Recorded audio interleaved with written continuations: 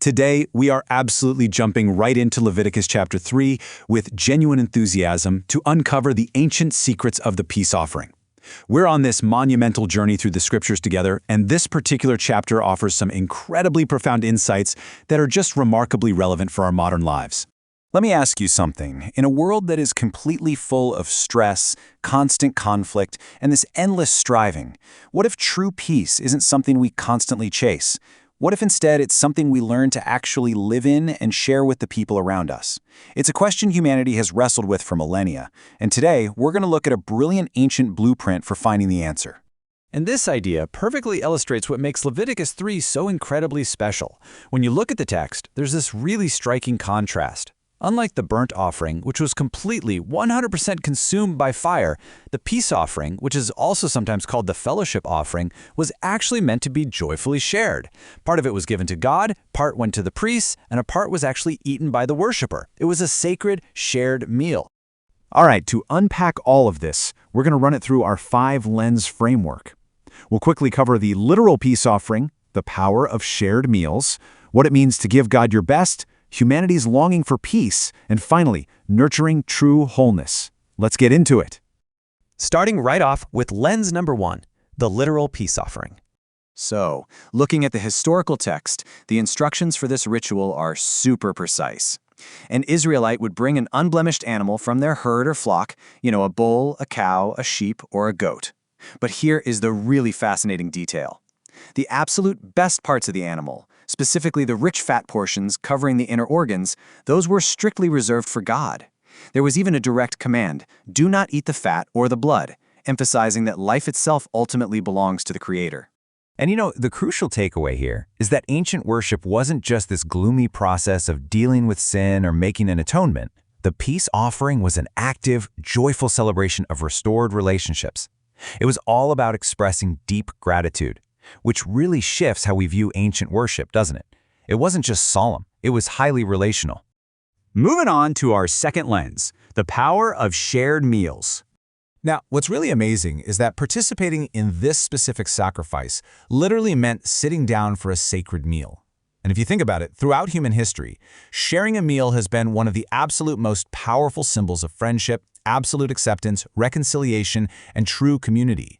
By eating the peace offering right there in the presence of God, the worshiper was physically acting out this beautiful state of harmony. This allegorical truth reminds us that you simply cannot hoard true peace. It's not this isolated, solitary state of mind that you lock away in a quiet, dark room. No way. Peace is a communal treasure, and it really only flourishes when it's shared around a table with others. Which brings us to lens number 3, giving God your best. Remember how the richest, most valuable fat portions of the sacrifice belonged entirely to God? Well, looking at that morally, we kind of have to turn the mirror on ourselves. We have to ask what quality of offering we are bringing to our own lives, our relationships, and our spirituality today. Do we offer the absolute best of what we have, or do we just hand over whatever happens to be left over at the end of the day? When you lay it out like this, the contrast is pretty stark. Giving our best means offering dedicated time, prime energy, focused attention, and highly intentional love. But when we just offer our leftovers, well, we're giving whatever minutes happen to be left, the absolute exhaustion at the end of a long day, distracted multitasking, or just a tired sense of obligation. It is a really powerful gut check for our daily habits. Because let's be honest, your priorities are rarely what you say they are. They are visually and undeniably revealed by where you choose to offer the fat, meaning the absolute prime best resources of your life. If you really want to know what you value most, just look at exactly where your prime energy and your most focused attention are actually going.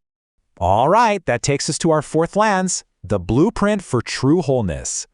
Every single human heart longs for inner peace, peace with others, and really peace with life itself. And this layer shows us that peace isn't just an empty, quiet room where nobody is fighting. It's so much deeper than that. True peace is a vibrant, thriving ecosystem of restored relationships. It's the active, living presence of wholeness and human flourishing. And because true peace is just so incredibly valuable, we have to remember that it rarely, if ever, happens by accident. It is one of life's absolute greatest treasures, and it requires a highly intentional, structured blueprint to maintain. Nurturing healthy relationships means we have to consistently offer forgiveness, actively express our gratitude, practice generosity, and put in intentional daily effort to protect those bonds that matter most to us. I really want to let this core wisdom statement sink in for a second. True peace is not merely the absence of conflict, it is the presence of restored relationships, gratitude, and shared joy. That right there perfectly distills the profound, timeless lesson hidden within this ancient ritual of the peace offering in Leviticus 3. Life's deepest joys are found around the table, in fellowship, and in those relationships we choose to actively nurture. And finally, our fifth point, the 1189 journey continues. Can you believe it? We have officially uncovered 93 chapters of biblical wisdom together on this journey. We made our way through 50 chapters of Genesis, 40 chapters of Exodus, and now we're driving straight into chapter 3 of Leviticus. That is 93 chapters down. But honestly, the adventure is only just beginning. We still have 1,096 chapters left to explore using our 5-lens framework. The path to unlocking this ancient truth for modern life is a long, incredibly rewarding journey, and we are going to leave absolutely no stone unturned from Genesis all the way to Revelation. So, as we wrap up our look at the peace offering today, I want to leave you with this final, provocative thought. If peace is a communal treasure that requires your intentional effort, who do you need to make peace with today? Are there relationships in your own life right now that need restoring? Think about how you can take that first step to bring your absolute best to the table and intentionally build a space to share that joy. Until our next explainer, keep seeking wisdom.